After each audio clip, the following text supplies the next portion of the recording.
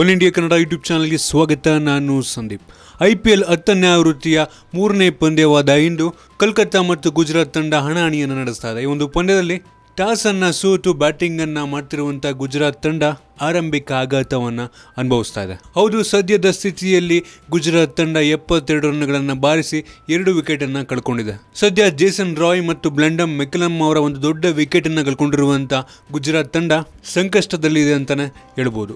ಸದ್ಯ ಕ್ರೀಸ್ನಲ್ಲಿ ರೈನಾ ಅವರು ಆಡ್ತಾ ಇದ್ದಾರೆ. ಇನ್ನು ಕೋಲ್ಕತ್ತಾ ಪರ ಪಿಯೂಷ್ ಚಾವ್ಲಾ ಮತ್ತು ಕುಲ್ದೀಪ್ ಯಾದವ್ ಅವರು ತಲಾ 1 ವಿಕೆಟ್ನ ಪಡ್ಕೊಂಡಿದ್ದಾರೆ. ಇದು ಕೋಲ್ಕತ್ತಾ ತಂಡಕ್ಕೆ ಒಂದು ಒಳ್ಳೆಯ ಆರಂಭ ಅಂತಲೇ ಹೇಳ್ಬೋದು.